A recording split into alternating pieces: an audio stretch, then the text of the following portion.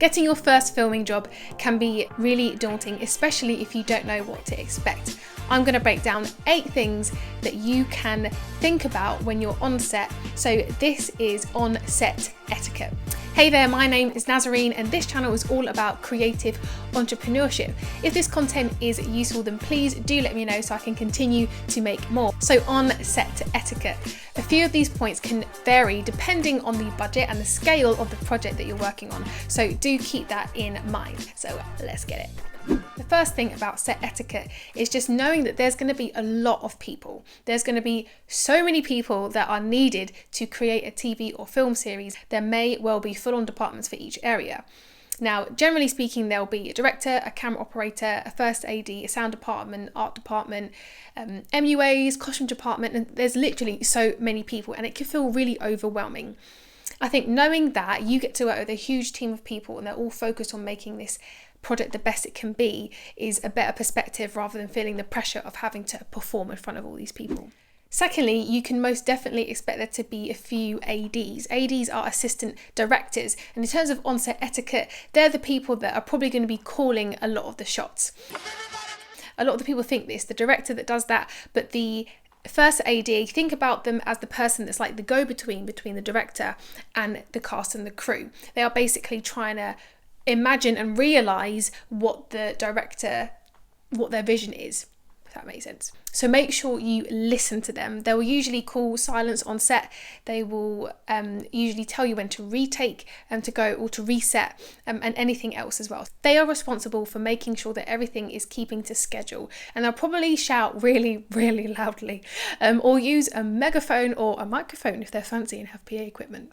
So they'll be in communication with the director and they'll be carrying out their vision. They are the go-to person between the director and the cast and crew. The third thing about being on a set is that you are going to have an audience, and this isn't your average audience. This isn't a theatre audience. Oh no, this is the crew and the production team who are going to be watching you as you work. It can be a bit distracting, and so in terms of that etiquette, just know that they are doing their job and you are doing yours, and they might just so happen to be very close to you. So just try and block them out and get on with what you need to do. This is a still from a short film I did with the BFI and the NFTS called How to Feel, and sometimes there are just lots of people around you and you've got this really close or intimate scene with someone and you just have to pretend as if there's no one else there and you're just sitting here having this conversation with someone. So just expect that. The next thing in terms of on-set etiquette is knowing that your performance isn't really going to be the focus. Yes, you'll have an audience of people who are watching you, but they are focusing on their own jobs, not your acting abilities.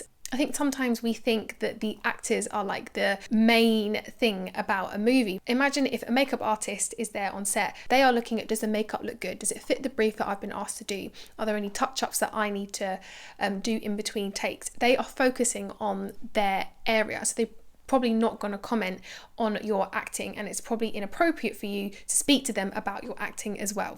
Also, just because you're not filming and you have some downtime doesn't mean that other people around you aren't working. It may look like people are just potting around, but they may be trying to connect, this cable to this thing.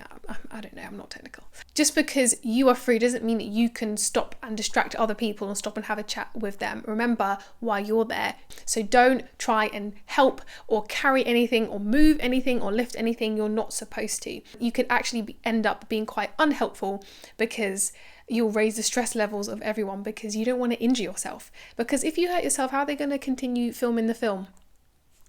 Exactly. So just do your job and focus on the acting and let other people do all the other stuff. I've made this mistake a few times where I've tried to get involved and help carry things and move things, and everyone's like, please just stop, lady. And now I know, so I'm just passing that on. The fifth thing about on-set etiquette is when the crew are moving the camera, you just have to be really patient. On a set, you can expect the camera to be moved around, and this is sometimes called a new setup. It's where you physically move the camera from one place to somewhere else. Now, depending on how big and expensive the camera is, this will probably take a lot of time. You just need to be patient. Sometimes it's easier to keep actors on set and keep them there rather than breaking everyone and then you know, like pieces of fluff in the wind. It's hard to collect them all and bring them back. There's just going to be some waiting around. Just be patient, try and keep out of the way and let them get on with their job. Also, if you're in a scene, but you're not necessarily in the shot, you may still be asked to hang around. Again, it's easier to keep people there, but in case they do change camera angles and they might see the tip of your shoulder or the back of your head or something, they may just ask you to step in or out. And so again, there might just be a lot of waiting around where you might not actually be needed, but you just need to be on hand. The next thing about being on set is to expect to get into costume and makeup first thing, and then wait and wait and wait some more until the production team have finished doing what they're doing that day. They need you to be ready so that when they're ready, they can call you and get on with that scene as quick as they can. And so it's really hard to know. You're kind of waiting there, and then out the blue they'll be like, they're ready now, and you just have to go and deliver. I just hope for you that you have a comfortable costume and is one that you can, like, you know, sit down in. As I said before about moving the camera, it can be really tempting if you think that you're not in the shot to kind of muck around. And my advice to you is you just never know when the camera is on you, and you don't know if things are going to get picked up. If you're on set, just try and still be in the scene and try and do what you've been asked to do, because you might actually be seen, and that could actually work in your favor. You can actually get some extra airtime if you're still in character and you're still in the scene and adding to it. You know, if you don't think you're being seen, there might actually be a camera with a really, really big lens that can zoom in and you're there. You don't want to ruin that shot because you're messing around. So just know that anytime the camera is shooting, just be in the scene and still give and act. You might pick up some extra airtime. This has actually happened to me when I've been in a scene and I was told to just hold a pose at the end of the choreography that I was given, and actually I still kept my face alive, I still kept myself in the scene, and actually I got a nice big old close-up because I kept my face alive, because I kept myself in the scene rather than just switching off because I was told to stop there.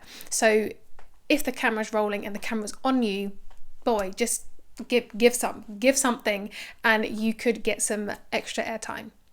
So now you know about on-set etiquette and how to behave on set.